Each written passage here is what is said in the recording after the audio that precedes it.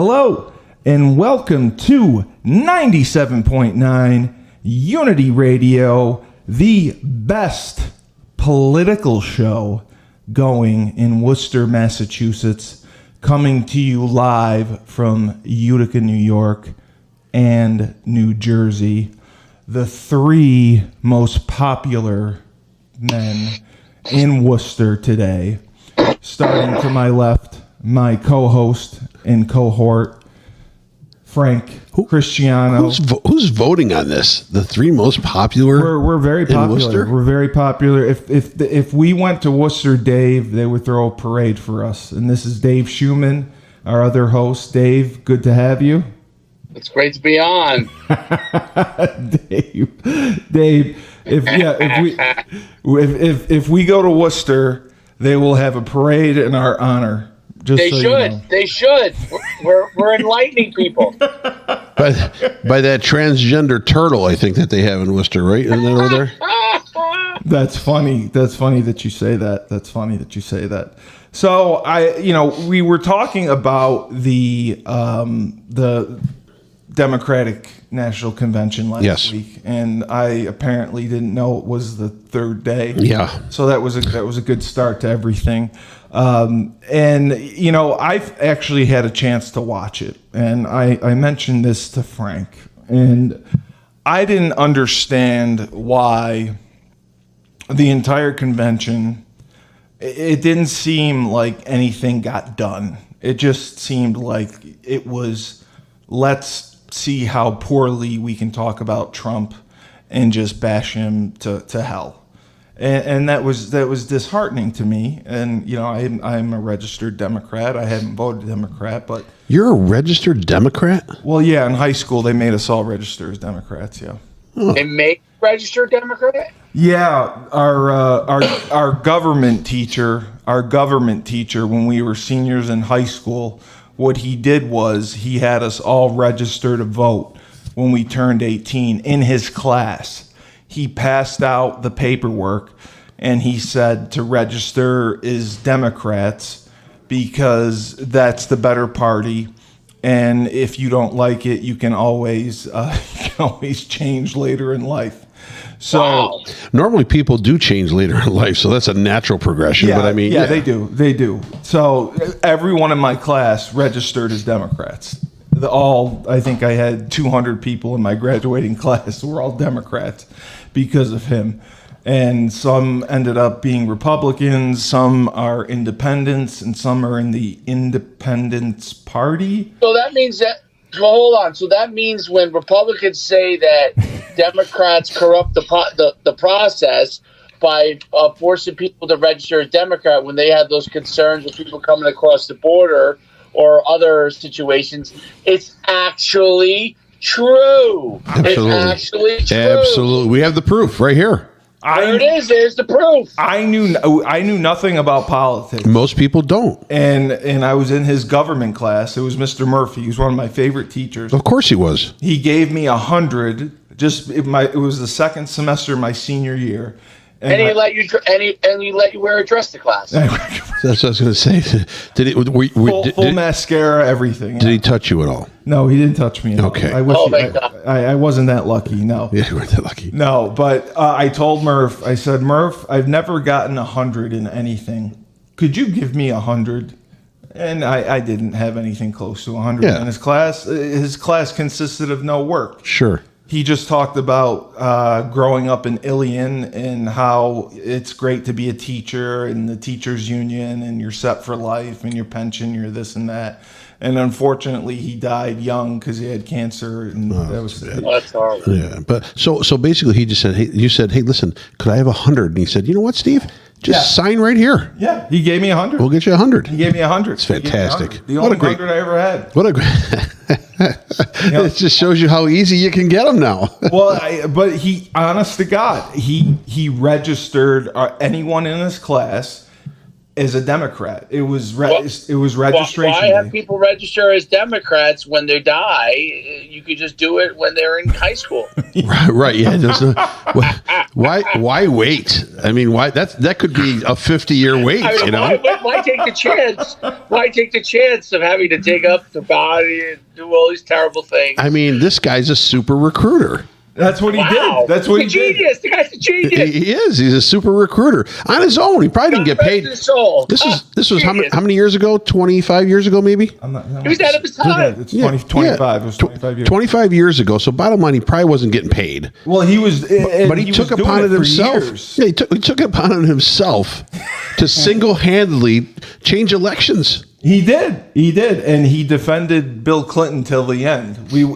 Part of the class, we watched his impeachment, and he was talking about how Bill Clinton shouldn't be impeached for whatever his transgressions were. Yeah, and he didn't believe they were true, and it was all a smear campaign. And someone planted the evidence on the dress, and he had all these theories about it. Yeah, of course it was. Yeah, we had the theories in the last show, didn't we? But it was true. That's the greatest part. Right. It was true. Fantastic. And so what we've learned here today in the first 5 minutes of Rebel Republic. I was forced to register as a Democrat. You were forced to register as a Democrat as a high school student, 18 years old. Yes. Didn't know any better. 18-year-old. Was also told that Bill Clinton did not have sexual relations with that woman. It was planted. It was planted. It was planted. That was also, and then. Okay, and so what we've learned here is that that's what happens in New Hartford. What I learned is that women are carrying around vials of semen to plant on clothing. Elections can be rigged. Wait a minute, is that possible? It is possible. Yeah, I think all. But I think back to that now, and I was he taught one more year after me. So he could have been doing it for 30 years. Sure, he could have. And I was just thinking about that. And then I remember my... Thousands of young, impressionable teenagers could have been signed up for the Democratic Party. And I remember my father was polling someone for the primary, and he had a list of the Democrats and the Republicans, and he could not believe the numbers. He's like, why are the numbers for the Democrats so high? Like they triple the Republicans because they have an inspiring machine. Is it true that Mr. Murphy lived in a mansion despite a teacher salary? There are no mansions in Ilion. Murph lived in Ilion. There are no mansions in Ilion. Yeah.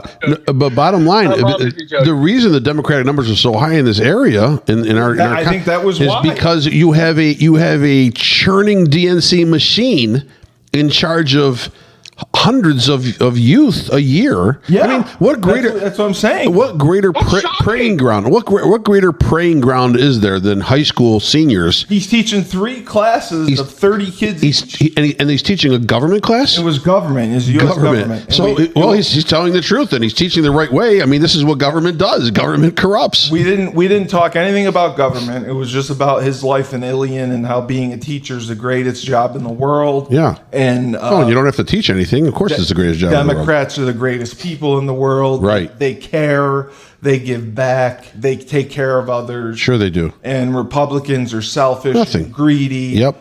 And they just want money. That's it. And that's what he said. And that's why the man is an innovator. And that's he's an innovator. And that's why he was. He's no longer around. Yeah, was an innovator. And that's why he said we all should be Democrats. We all look to leave our footprint in the world before we leave, and obviously this gentleman did.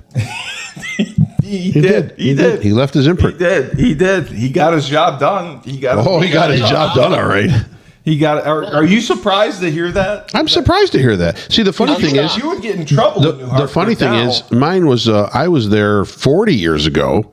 And 40 years ago, one of the kids that I graduated with actually worked in George Bush Jr.'s in his cabinet. Wow. He worked. He was in the White House. So my era was a little more conservative and all that, and then your era sort of forcibly slid a little more to the left, Democratic, because everybody's voting Democrat, signing up as Democrat. Yeah. And now we have the point in time where I think education has gone bonkers to the left. It's completely to the left. It's gone bonkers. It's gone to the point where it's exploded. College, Right. If you don't, I mean, if you're not out now with some kind of a cause, see, the thing is, you don't need to believe in anything. You need to just jump into it. You need to be a part of a cause. It may not even be something you know anything about, but you're just going to grab a flag or a banner and start marching. A social justice warrior. Yeah. Dave, did you have a cause? I know you were a rebel in high school. A cause. Did you have a cause at UConn that you stood proudly for and you fought for? Was it cheaper pitchers at Ted's or something? We didn't have to get any cheaper than we had penny night and nickel night back then. Yeah. So we didn't have to get any cheaper ones, but we there's a couple of causes, but usually it was somewhere in Carriage House, after hours. That's the cause I was champion.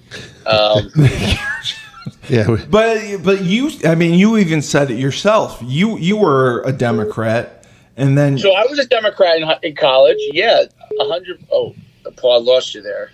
No, it's okay. You know what? You know why he lost you for a second, Dave? He just had a phone beep in, and the name on the phone call was John McCain. No lie. Yeah, I think they're spam He's calls. calling from the grave. What spam call? He's been dead for years. How is that possible? I get spam calls. How can you turn that down? That's a Senator, Arizona. There it is. Like, coming again, John McCain. Well, I can't help it. But I turned him down. I declined his call. As soon as you said John McCain, my computer monitor just came storming down. He's just burned. I don't know what's going on. He's haunting anyone. I'm a fan of John McCain. He's haunting anyone that strays too far to the right in the Republican Party. I was a fan of John McCain. He heard us talking about us. He's calling. Oh no, he took a dump right there. I saw him fly out of the picture. I'm not kidding though. I was like, what's going on?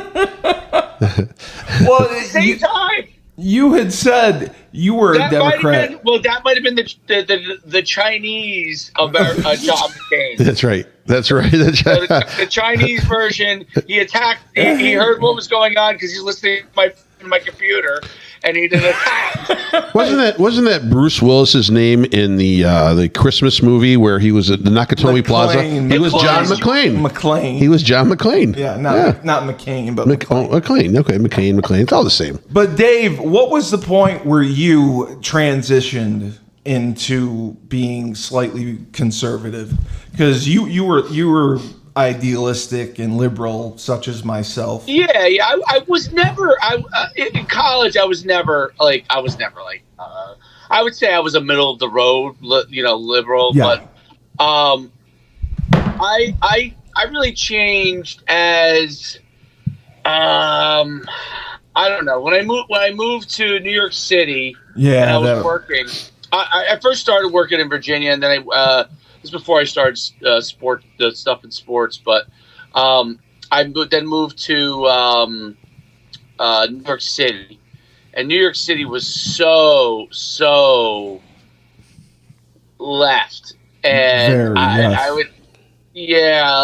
would hear some of these discussions, and one of the guys who became my mentors, a mentor.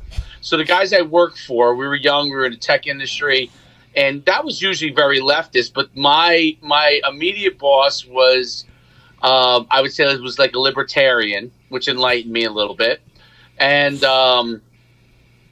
then my the guy I rose up really quick in tech because that was my what I got my MBA. Yeah, that's it. Right.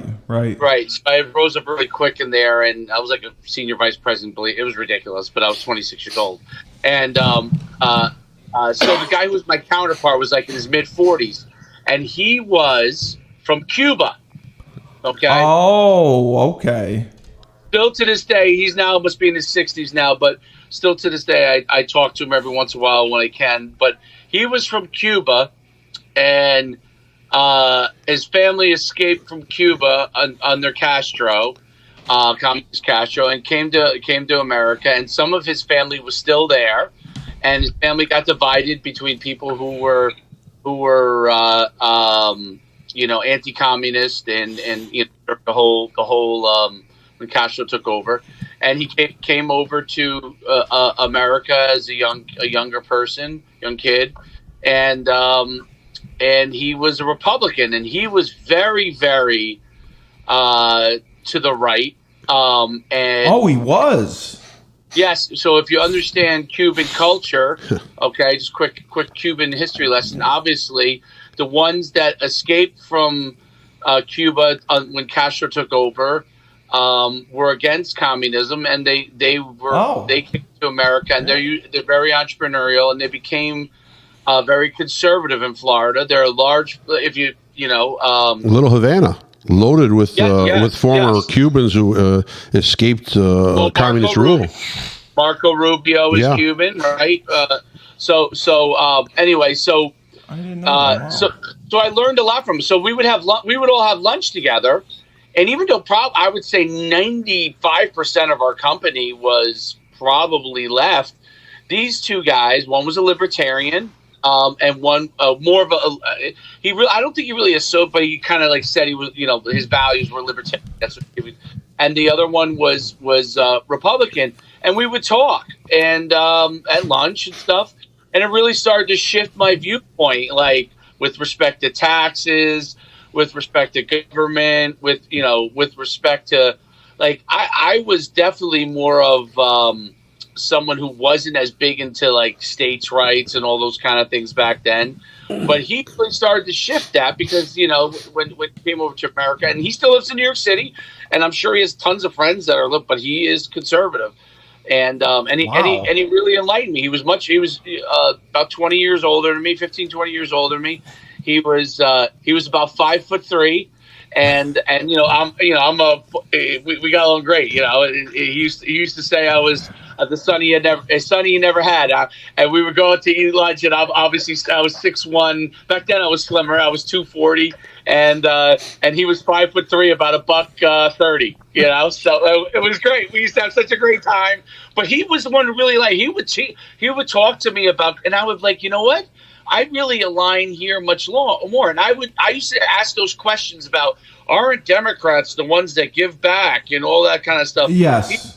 And he would say, well, who can give back more? A billionaire if he does the right thing, or someone who doesn't have any money at all? And so he said there's a difference between taking care of the people who need to be taken care of, meaning handicap or those people in society have to figure out things for. But his philosophy was really that if you can become successful, you can give back a lot more than you can if you don't become successful. You just bleed the system.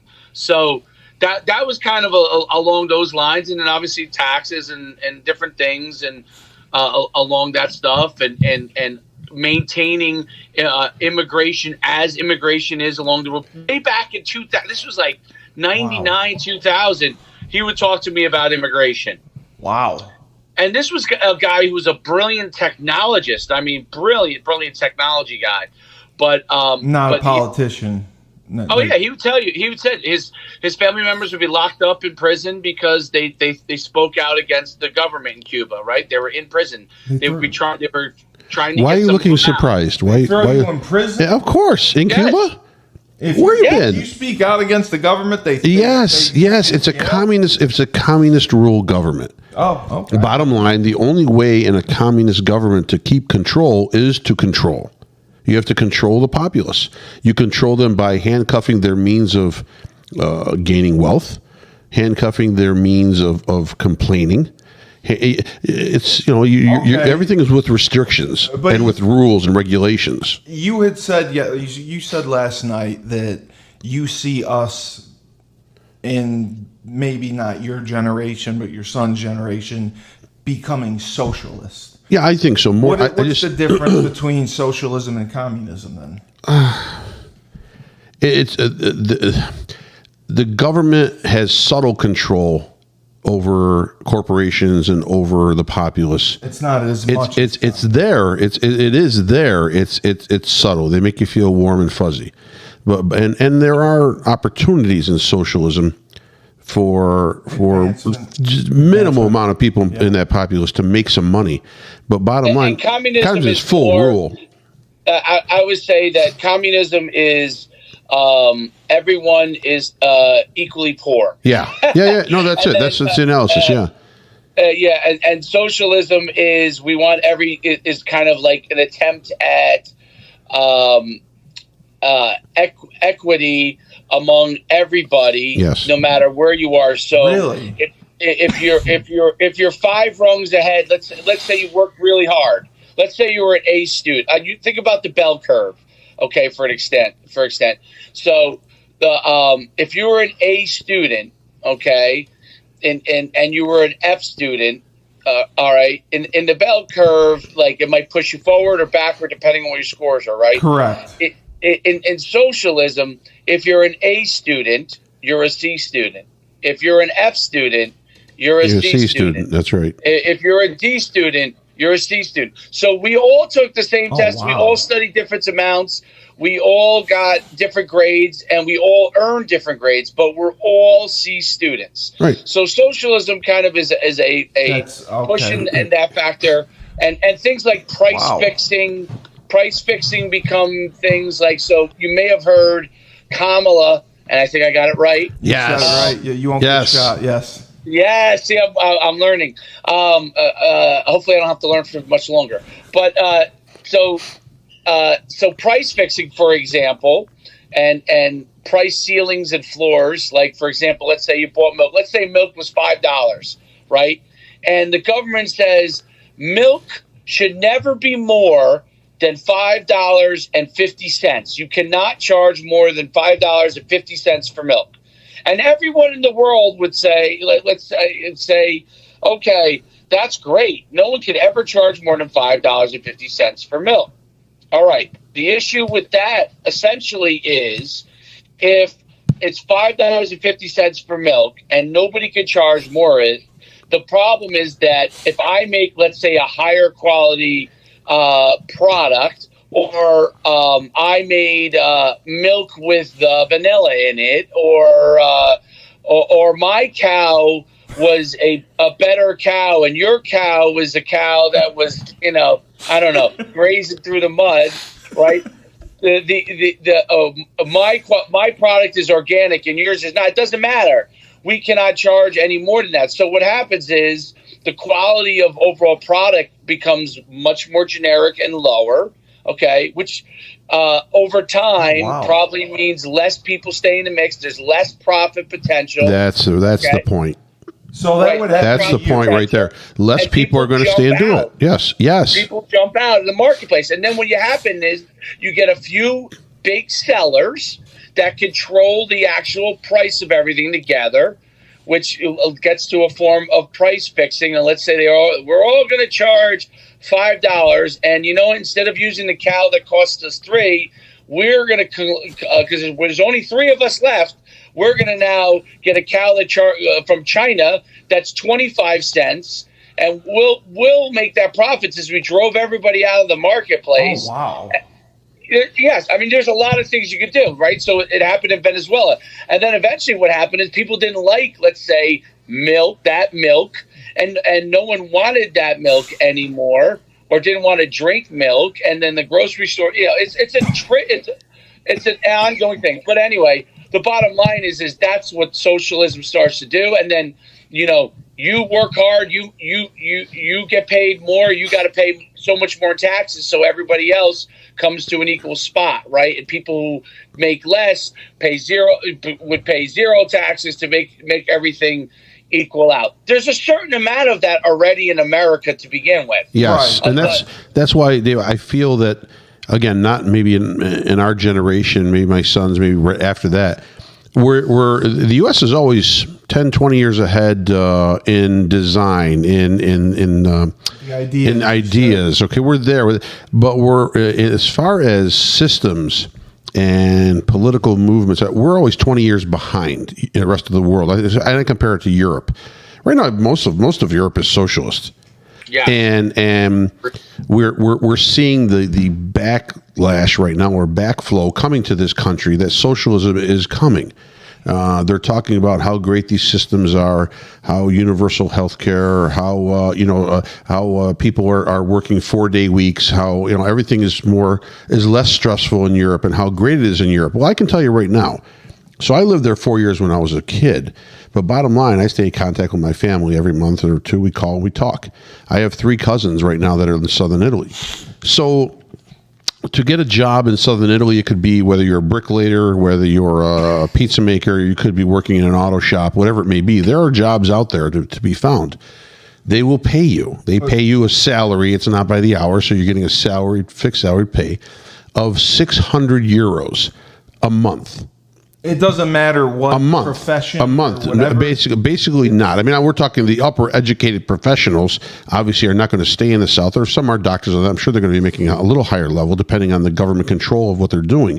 But bottom line, my cousin makes, and he's trying to find work, but he makes 600 euros a month. That's about $680, maybe $700 a month. So the government subsidizes Italians. So you will get a government check to your home once a month of maybe around $1,000 or whatever it is, 800 euros, 900 euros, 1,000 euros. So they'll take that little supplement, and they'll take, you're working a 40-hour, 50-hour work week for about $170 a week or whatever it is. So what they're doing is they're giving you enough to survive. They're giving you enough to function. They're giving you enough to be there, but you are living under conditions that there is no way for self-improvement. There is no way to move up the ladder. There are no opportunities. Can't save anything. And right. And so that's where socialism in the beginning is just like the DNC convention. It's all hugs and kisses. Everybody's celebrating. They're loving each other. The laughter is there. The joy is there. But then after a few years or maybe a decade or so, you start to feel and hear the grumblings and the anger and the realization that bottom line, my life, I am stuck where I am. Yeah. I can't provide better for my family. I can't provide a future for my family. I can't put anything away. There's no prospect of gaining. Like I said, joy and hope are not things you can put in your pocket. So that's where socialism fails. But I think that's what's coming to us right now within maybe a generation of kids. Well, the question I had asked you, Dave, I asked Frank about this last night. Kamala said something about this 25% tax, and Frank was explaining that it's on money that you haven't even made yet. It's unearned. So unrealized gains. Correct. Unrealized gains. Okay. I just mentioned it. I just mentioned it to my wife because I just happened to see it this morning. So maybe it was last night that she had spoken about it, or day before or something. But I just saw it this morning, and basically the simplest way to put on it is if you bought a stock for $1, and that stock is currently at $2. Okay, which means you would have $1 unrealized gain, even though you haven't cashed out and taken that money out. She would want to charge you 25% on that dollar unrealized gain, which you actually don't even have in your pocket. Okay, she should charge you on it. And the crazy part, the thing that's craziest about this is you're paying this, and then what if the stock goes down? That's Correct. what I was going to ask. Right. Correct. But you're taxed on a loss potentially, right? Because it's in a moment in time, and that becomes a whole different issue. And their whole, they'll probably say, well, if you end up losing, you'll be able to do something by filing. I'm sure they'll have something they'll say. Dave, here's what they said. CNBC, I think it was this morning, had her economic advisor on. And her economic advisor was explaining this tax. And Joe Kernan, obviously a conservative on CNBC, and the female host, I forget her name, Becky Quick, I think. Yep. So, and they're trying to say, well, this is outrageous. I mean, bottom line, you're grabbing a tax on nothing. Oh no, well, the way you got to look at it is, it's like your home tax, your property tax. Yeah, but for your property tax, and she was right, you're getting something. You're getting a school district. You're getting exactly. So you're getting something for that. You're being taxed and you're getting nothing. You're getting taken away. And he was dumbfounded that they couldn't understand his point of view, which made absolutely no sense. But that's the whole crux of the problem with her, especially. And Biden was a puppet and was being run along by strings. But bottom line, her especially right now, you haven't just landed in Jonestown. You've drank the Kool-Aid and you've died already as soon as you've accepted these ideas. Well, Jim Jones. Yes. You're right. Well, you said that you think, I mean, is this something that Obama could be pushing? Because you think Obama is behind it's the ultimate goal of the heads of the committee. The heads of the committee to make a total upheaval of society in the United States. Why do you think you have inflation? If you have inflation, ultimately everyone will claim we can't afford everything. Great. Oh, you guys can't afford anything? We'll start sending you a check every single month. Yes. Because you can't afford it. And now our taxes will be higher because you will now get a check every month. That's why inflation is so important. People are like, well, inflation. The wealthy people can, afford it. No, what ends up happening is nobody can afford it in the long run. Okay, other than the true billionaires, and it's hilarious when they're like, "Oh, we're going to tax the billionaires." The billionaires, you can tax them as much as you want. That money is down in the Cayman Islands. Get serious, right? It's in Switzerland. You think they're letting their money? I mean, are they drunk? Stop getting so high. Just take one less toke. Okay, one less toke. It's a failing. And the numbers will swing. It'll swing back to a higher percentage of voters looking to pull the lever for the GOP in November. I can see the euphoria is over. We'll see more when they do this interview with Kamala and her sidekick. She brought along her support dog. To be able to do this interview, I like this. To do this interview, they're going to do with I don't know who is with ABC or whatever it is. Yeah, she does. Yeah, Tim Walz. Yeah, that's a support dog. No, Tim Walz is a support dog. So in other words, she's doing an interview. She's doing an interview. Went over my head. I should have. Yes, I'm sorry. I saw you were frozen in time. I'm like, wait a minute. Yeah. Usually I'm good with that. But Tim, she's doing an interview with one of the major networks, and usually, you do interviews with your vice presidential candidate once in a while. But bottom line, the people want to hear from her. She hasn't done anything by herself. She should be talking about the issues right up front, but she is going to have her sidekick there as emotional support. You can see, and he's going to probably answer a lot of the questions at a faster rate than she can. So I just think that the party is over now. The euphoria is over. Now we're going to get down to brass tacks. We're going to get down to the guts of what each side believes in 2 months. and supports. And 2 months away. But if people don't go by the record, see, that's the whole thing. That's what amazes me is that voters just vote because some social media person tells them to vote like this, or some news agency says this, or you know what? I have one cause. So if you're voting against someone for one cause and one cause only, then you're not making any sense. But bottom line, you have two records to compare. You have 4 years of what Donald Trump actually did in office as far as policies. I don't care about any of that other stuff. I worry about policies and how it affected me economically. Or you have the record of Kamala Harris through her California reign of terror, let's say, where she burned herself through the governorship and through a state Senate position, and then was vehemently denied when she ran for presidential candidate right there, burned on the stage by Tulsi Gabbard, and then had to retreat with 0% of votes. Yeah, she did. To being really picked as a vice presidential candidate because it fit the numbers. It fit she checked the boxes. It fit the narrative. She checked the boxes. Exactly. So how about this, Frank? The 39.6% tax rate on small businesses. No, Dave, I have to get out of what I'm doing. We talked about what your influence was to sort of start to turn your thought process into a Republican or conservative or whatever it may be. Bottom line, Mine was always inbred in my family. I got to watch my father, who is still alive. He's 90 years old, and he's jonesing right now because he wants to buy a piece of property and remodel it.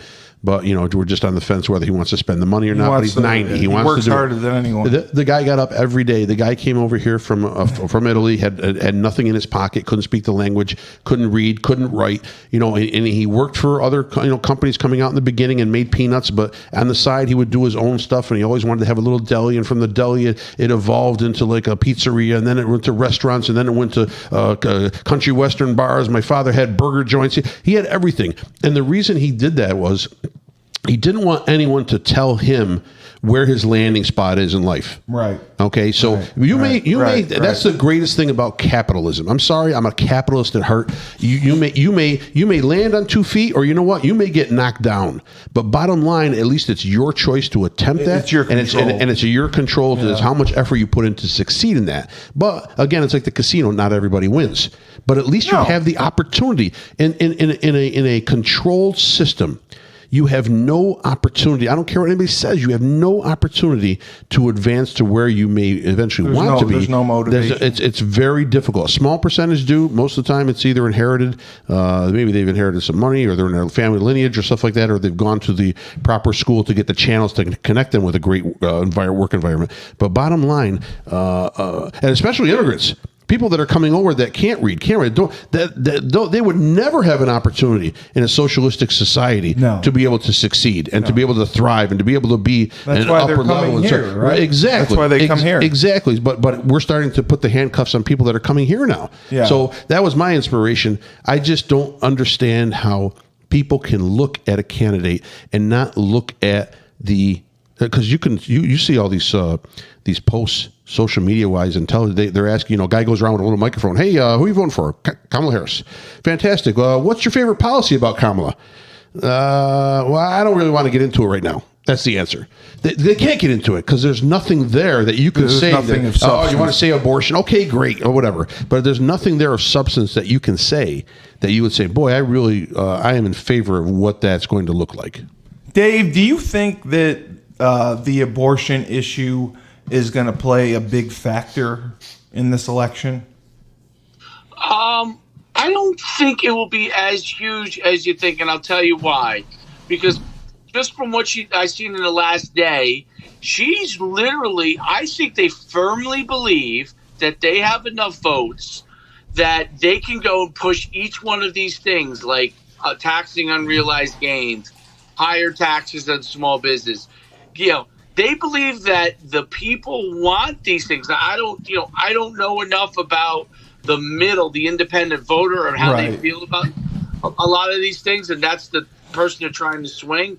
But the bottom line is, she's starting to go through these crazy policies that she has. So there's going to be a clear line. So I would say that abortion, it's always part of the conversation, but compared to she came out with, she wants to take away school resource officers, and police officers in schools, right? And you always ask, like, who does that hurt? That's a clear attempt in the long run to take away guns, okay? Because her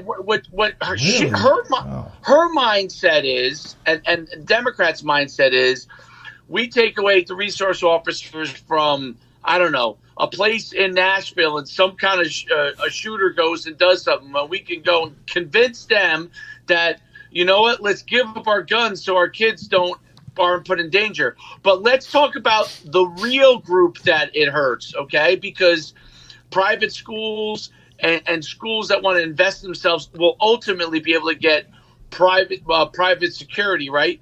But who do the police officers, school resources officers really help? When you're in the inner city and you're in a situation where kids may bring illegal guns to school. There is no such thing as an illegal gun. They're all legal. All the guns are legal. Just people get their hands on the legal guns that shouldn't have them. Yeah. Okay. Right. So or a weapon and something. The kids, the police officers that protect those students from when they come into the schools, and for example, New York City, okay, those officers, and they've tried to get rid of all of them in New York City, and it's the parents rebelled against because those they say it makes the kids don't feel safe with the We've police seen officers. this in 3 years. The parents wanted the police officers there. Yes, Oh, they want them What there. people don't realize. Dave, we've seen this in 3 years. We've seen this turnaround since the fires in Minneapolis in 2020. We've seen the turnaround in the public sentiment as far as having more officers, having places secure, having armed guards. The people in Chicago, the inner city, they are rebelling. They are saying we want more officers on the streets. We don't want to. We don't want to defund the police. We need to fund the police. So you know what? The experiment's over. The garbage has gone through. And you know what? We're going to vote for a candidate who has a vice presidential pick who let his city burn. Who let police watched it? Police precincts were boarded up and closed. Were firebombed. Yeah. I mean, how does this? How does this go over on people that are like, oh, that's cool? And she funded she put money in campaigns to the fund to try to defend the people that were brought up on charges for doing all the violent acts in Minneapolis. Come on, what are we looking at? And I always say this, okay? 99% of the people that go to schools in the inner city are really good people, okay? But you have the one person that may be in a really, really destitute situation that is a criminal, okay, and that's why you have the police. The police officer is protecting those 99% people, those people who are great people who just may be financially poorer, that they go to public school and they're in the inner city, they're financially poorer. He's protecting, or he or she is protecting those people, okay, from the one or two predators that are in the school that are criminals, because you could have that. And that's the thing that, when you talk about Republicans and Democrats, one of the things that Democrats like to say is that, the Republicans don't care about it. No, we care about the 99% there. The 99%. There are criminals. There are a few criminals that may go to that school. Those are the people that we don't want tending school with our good kids. Yeah, and those are the people that we don't want attending schools. The thing it's not the other kids because they may not have as much money or whatever. No, those kids deserve an opportunity to have safe education. They shouldn't have to be disrupted by gang members in school causing havoc because they want to learn, because those kids do want to learn. And the thing is this: are there bad officers out on the streets? Of course, there are some bad players in the game. Of course, there are some. Of course, every aspect of life. Listen, I got my oil changed. I know the guy who changed my oil in my truck was bad. I know. I went to a doctor, and the diagnosis was wrong. I think the doctor was bad. It happens. Nothing is perfect. But bottom line, to take one or two or three situations and blow it up to across the board, where every person wearing a uniform is bad, hateful, will not assist the public, is against the public, is harmful to the public. I mean, those are in any other avenue or venue that would be cause for a lawsuit. You can't call the Ghostbusters. Yeah, yeah, right. You're gonna call. Yeah, who are you gonna call when you're in trouble? The Ghostbusters? No, you're going to call the social workers. Remember, they were negotiating to not have police officers go to do routine home checks or to go to. They're going to send a social worker. With a pen and a pad. They're trained better. They're trained better to take care of the disturbance. Yes. Come on. Yes. Dave, excuse me, why are you firebombing that police station? Do you have some sort of psychological issue as to why? Are you mad at your mom? Right. Please stop firebombing it. No, please. No, I know you feel bad about yourself and your confidence. Yeah, remember? But please. Remember when they were dropping off pallets of bricks? There would be huge pallets of bricks throughout the streets. Yes. Like, what are all these? There's no construction going on here. What are all these pallets of bricks doing? Oh, you don't think that's being funded and assisted by a group that is just wants total revolution and change in this country overnight? See, that's the thing too. It's gone too far, too fast. You said It's gone too far. So I'm not going to say what I said last time because that was the booze talking. But bottom line, we've gone too far, too fast. It's almost like a rolling rock down a hill right now. We need someone to catch that rock and to slow down the tide to sensibility. That's all we need. Yeah. Dave, I wanted to ask you this because I asked Frank this last night. Would you, depending on the candidate, if there was a candidate that you believed in, would you vote across party lines? Would you vote for a Democrat if it was someone more sensible than Kamala? Yeah, you know who I like? I like RFK Jr. Yeah. Okay? Yeah, you like did. RFK Jr., it has some really good things. I'm not saying I agreed with everything on RFK Jr., but RFK Jr. made a lot of sense on a lot of things, okay? And he was a Democrat. And RFK Jr. got ran out of the party, okay? But when RFK Jr. says he thinks that there might have been a conspiracy to kill his uncle and his father, I think he might have some valid points since he lost both of them. I would feel that way if both of them were killed. Okay, it's crazy how people on the Democrat side would just dismiss that stuff. He was against the COVID shot being mandatory. Yeah. Okay. He was right on those things. All right. Now, I never said.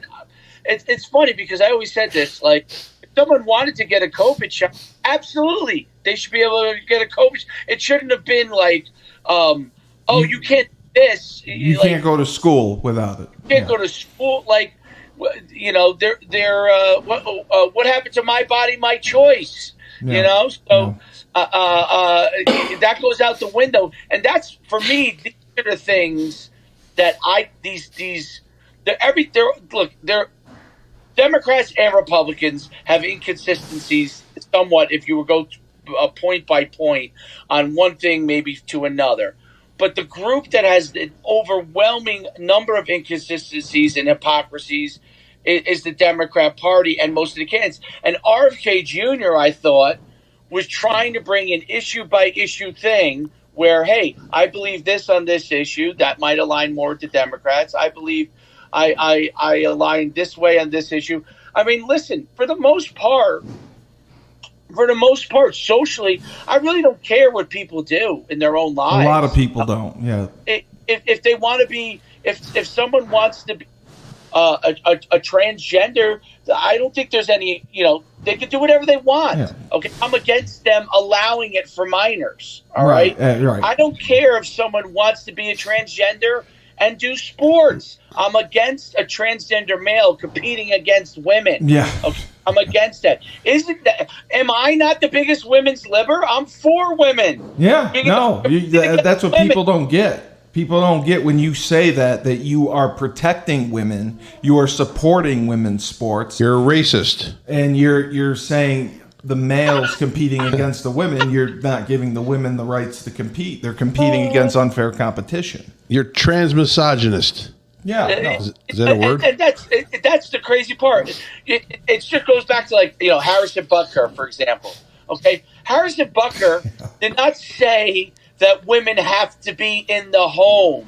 He said that your joy will come from your family. These are such misconstrued things. Like, if a woman works and she wants to work, great. Yeah, absolutely. If she wants to have children and and take care of her kids and stay in the home, great. That's what's called America. Yeah, it also shows you where the money is, because Kansas City was like, oh my God, this is reprehensible, but let's give them a bigger contract. So before we go, I wanted to ask both of you, because this was a big issue, the attempted assassination on Donald A. Trump. Never happened. The FBI ketchup packet to the head has said that Matthew Crook's activity before the event has started months before. He was researching all the different campaign places he was going, the different rallies, and they found all sorts of weapons, IEDs, and the 20-year-old gunman became hyper-focused on the rally in Butler when it was announced in early July. And it just doesn't pass the smell test. And we talked about the Secret Service and their response to it. The local police had noticed him throughout the day. They noticed him flying a drone. They noticed him hours before in places where he should not have been. They noticed him climbing the rooftop, and they made the Secret Service aware of this, and nothing was done. And now, Frank, you had mentioned that there's no more that can be done as far as an investigation. The body's been cremated. The evidence has been destroyed. How about that? How about they scrubbed the roof bleach clean? I know that. Yeah, they scrubbed the roof. That. Yeah, they scrubbed the roof bleach clean, and they cremated the body. So usually you have an autopsy, and you can understand it with exit and entrance wounds of bullets. You can understand the posture of a guy. It gives you more insight as to what is going on. All of a sudden, they had his phone was encrypted to where they couldn't get. They could barely get into it. Then the guy has 3 offshore accounts. He has 3 encrypted offshore accounts. Yeah. Okay. They burn his body and they scrub the area clean right away, and then they put 5 Secret Service officers on leave. Now, look at this, and share no information with the congressional panel that is looking to investigate this event. Well, look at this. It said on that day he specifically searched how far from Oswald was Kennedy. Where will Trump speak from at Butler Farm Show? These are things he searched for. Are you saying these are things that the Secret Service searched and gave to him? They found that he searched No. What I'm saying is, are these the things that the Secret Service searched and gave to him? No. You're not following me. Are these the things that the Secret Service searched and gave to him? Maybe they did. Is the conspiracy theory? To me, it's a total conspiracy theory now. To me, it's definitely that's the information they're releasing. To me, someone in higher up, whether it's a governmental position, whether it's a defensive position, FBI, Secret Service, the DNC, somebody, they put the whack on this guy. They put the hit on this guy. They did the James Gandolfini. They wanted to get him shot and get him buried in a hole and get rid of him, because bottom line, He was outplaying Joe Biden by 8 to 10 points on polls. There was no way that Joe Biden was going to make up any kind of ground on Donald Trump, no matter if they debated 4 or 5 more times, because the guy's a blundering 82-year-old idiot. So bottom line, they probably had this in their back pocket just as a reserve. They said, you don't think that he made those searches? Activate. I can't tell you what he didn't do. All I know is that he's funded by somebody, okay, and he was assisted by somebody. So I now is the time to find out where the players are. And the FBI and CIA obviously know, but they're keeping it under. I don't know if the CIA and the Secret Service. Listen, bottom line, James Comey and the FBI before he hated Trump. Yeah, I know. Many in the higher up hate Trump, and many who are the regular foot soldiers, which I can tell you, I know 3 or 4 FBI agents. And bottom line, the regular foot soldiers, I think it's all a farce. This is ridiculous how the organization is being run. You could tell the Secret Service how the organization is being run right now. It was a total mess, a total DEI chaos mess under the former leader. And you can see that right now, somebody is tied into somebody that let this happen. Yeah. Oh, no, completely. I agree with you. Dave, what do you think about this? They found that he actually searched on his phone or computer how far was Oswald from Kennedy before he shot, and where will Trump speak from at the Butler Farm Show. And he was looking at Butler Farm Show photos. He was noticed an hour and a half before they let anyone in, flying a drone, and they saw him. They had video footage from local businesses showing him climbing the rooftop. And the local police were making the Secret Service aware of all of this, and nothing was done.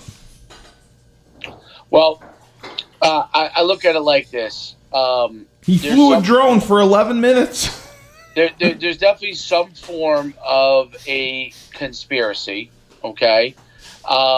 Where it goes and at what level it's at, whether it's at the agency level, where it's coming directly from the president or someone who works for the president.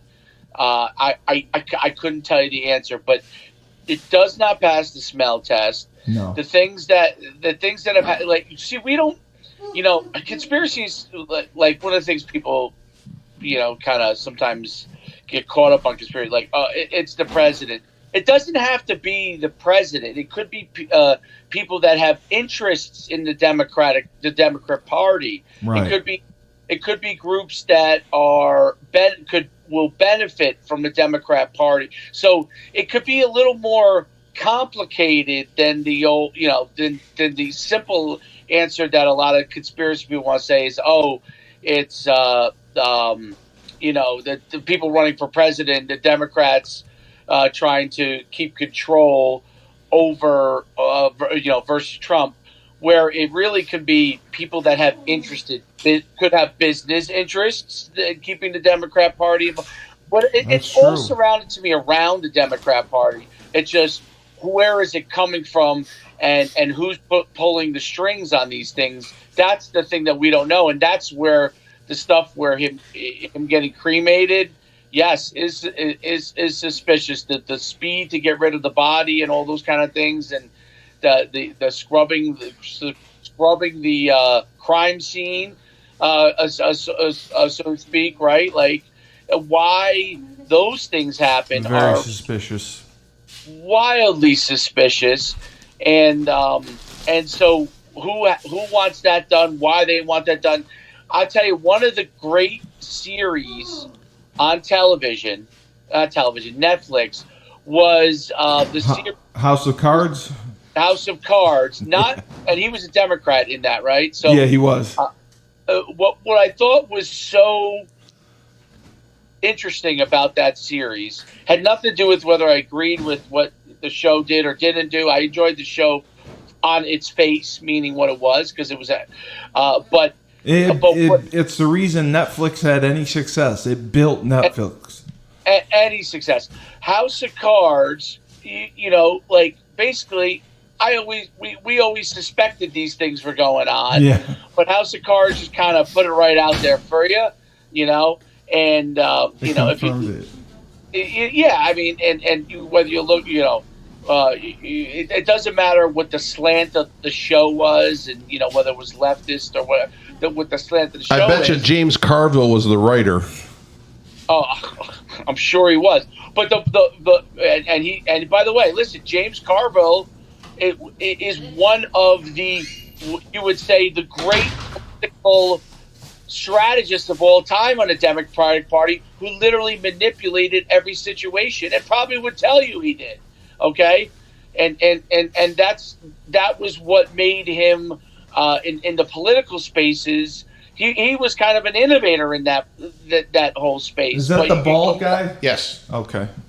Yes. Yeah, I mean, from Louisiana, and Louisiana obviously is a traditional Republican stronghold. James Carville, a Democrat, and that, how he rose up through the ranks as a Democrat. But the big thing of it all is that these things happen, no doubt about it.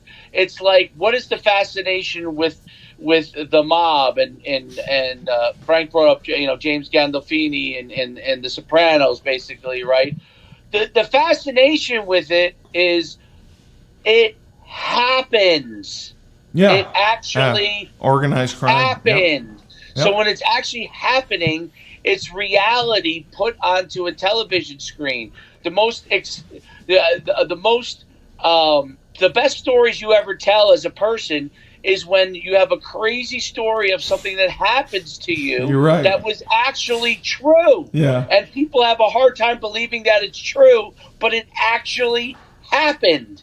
You know what I mean? Like, you think about the nights when I don't know, when you're in college and you go out and you went out, you had a good time, and this thing happened and that thing happened, and you think, how is it incredible is this story that this actually happened in one night?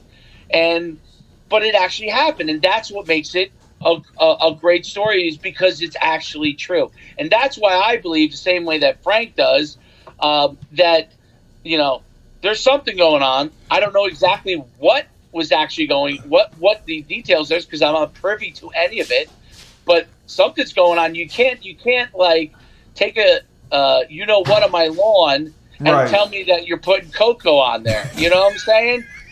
Yep. The last two questions I'll ask. Okay. Number one, is there going to be a formal report done about this so-called investigation of the assassination? Of course there will be. There will be. Okay. Of course there will be. Of course there will be. The problem is that how formal is formal? And how if the information is incorrect, if the information is fudged, if there's somebody hiding something, if the dots haven't been connected, if the main players aren't exposed, what are we getting? We're getting another runaround. This is what we're always going to get.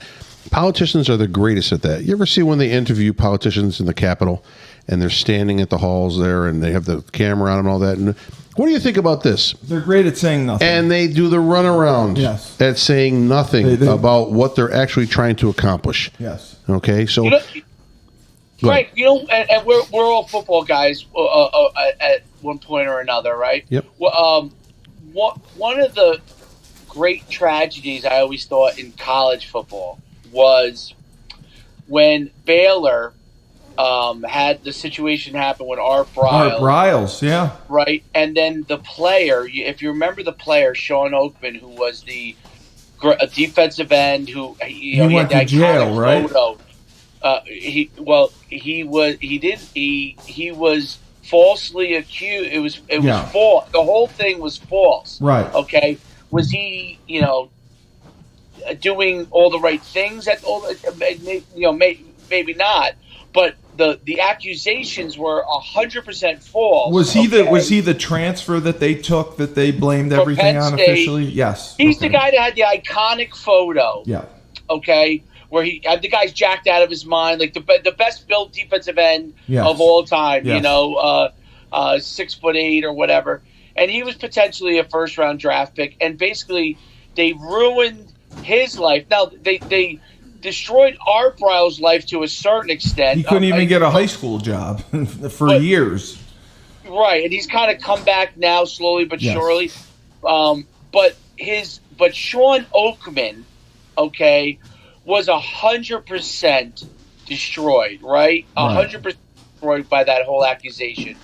And believe it or not, a player I coached in high school who was a standout for me had his college career derailed by a similar thing. That girl went to jail, okay, for false accusations. And the player went to school in Connecticut. He was an FCS player. Not UConn, but Sacred Heart. Right. And it destroyed his athletic career. Yeah. And so my point on the whole thing is this, with particular to Baylor. Baylor is a Christian school, okay?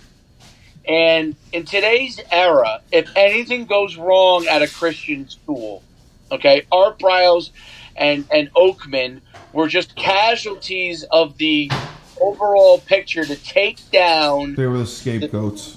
They were the scapegoats to take down the overall story of here is this Christian school that's risen back to the top of football. They've been to the bottom for so long. And I'm not saying that they, I don't know whether guys were cheating or not. Everybody in college football at the highest level until you got NIL was cheating in some capacity. Right. Okay. But but it was an easy target to take down a Christian school who had rules where you couldn't be in each other's dorms, correct, right? Yep. You couldn't be this. And here was a player that was and multiple players were doing things like that, and they're not so holy and righteous. And that to me is just a segment of the overall, like when people say Texas is immune to stuff like that, no way, man. Californians have moved into Texas. Nobody's immune to situations where if you got far left beliefs on things and you're trying to get to a certain point, anyone could be a target that doesn't believe the same way that the leftists believe. And I think truly the difference between, to me, the two parties is that there are bad people on both sides, okay? There can be bad people in any situation, just like Frank said, bad at their job in any side, whether Democrat. There are great people that are probably Democrat. There are great people that are Republicans. But the philosophy of the Democratic Party is if we do bad, cover it up. Right. The philosophy of the Republican Party is if we do bad, we want that person out of the party if we can. We want to investigate it and make the right decision. Yeah. Yeah. Now, there are some guys that will do the wrong thing and not want that. But overall, the Republican Party wants that. We got rid of George Santos in Long Island, okay? Yeah. George Santos, there was enough Republicans that stood up against him, said this guy is not the right. There were some that didn't. Okay, I'm not saying there aren't. How long did the Democrats keep supporting Bob Menendez? To the end. Yep. Until the gold bars were snapshot on TV. Absolutely. Bob Menendez that's the greatest example, Frank. No one called out Bob Menendez on the Democrat side. Never. No one. And that's my point. Yes, there are Republicans that will toe the party line and try to support Santos even though he was lying, right? But there were Republicans that said, no, this guy is not right. Okay? Yeah, the Democrats did not say that about Menendez. They just want him to get elected again. That's it. Yep. That's all they care about. Absolutely. The guy, where was he? He was in Honduras or something like that with minors. No, that wasn't him. He didn't. There's no way that could have been him. Get him back to New Jersey right away. No. Conspiracy. No, I just the hypocrisy is crazy.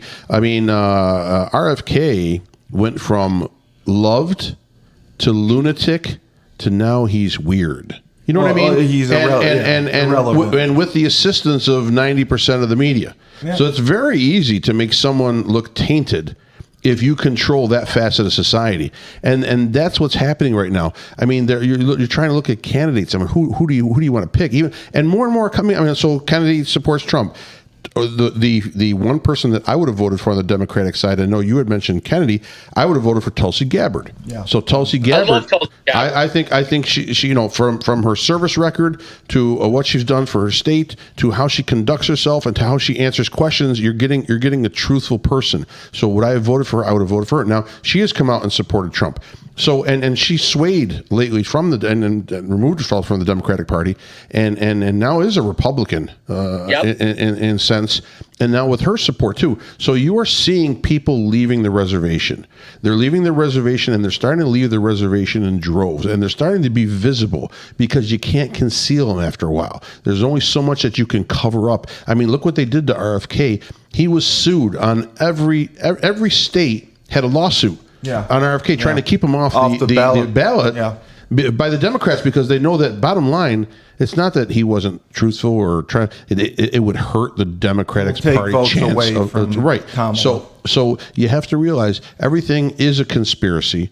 And things are truthful in these conspiracies when people talk about how parties are run and how elections are stolen. Yeah. Well, I have to say, another spirited episode of Rebel Republic, only on 97.9 Unity Radio. Great job, both of you. And I'm sure all of Worcester is going to be thrilled to hear this in the morning. Worcester knows I'm the voice of reason. Worcester knows you're the voice of reason. After that, it is what it is. We'll come up with a nickname for Dave. And Dave, I apologize again. I brought the wrong charger for my computer. Genius. Walter Berry, the truth. Oh, Ernie, please don't fire us. Thank you, Frank. Thank you, Dave. How's Ernie going to fire us? We're the top political show in Worcester now. After 1 week, I know he loves it. It's amazing. We hit the top of the charts. He supports us. Is that true?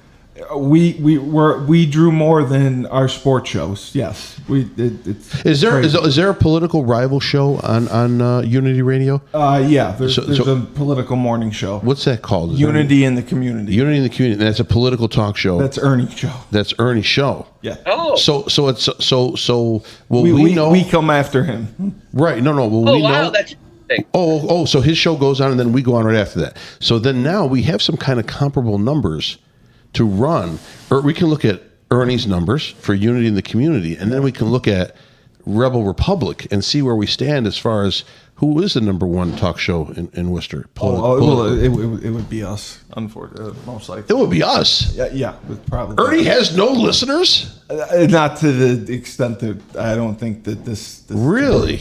Yeah. Let me ask you this question before you leave. Can we become the top show in New England? Absolutely. But between Moneyline and this show, absolutely.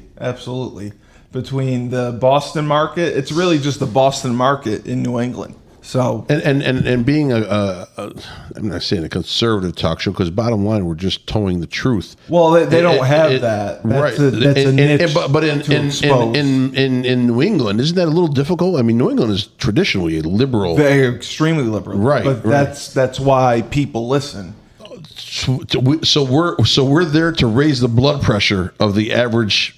People will listen more if they hate you than love you. I think people are curious. I think people are curious to hear it's the a different viewpoint. Yeah, talking points. Exactly. Whereas, you know what? You may not have. And that's where I think, Frank, you're really right on some of these things, where people are slowly but surely maybe changing their thoughts about things, that they're actually like, you know what? Like, they're not drinking the Kool-Aid.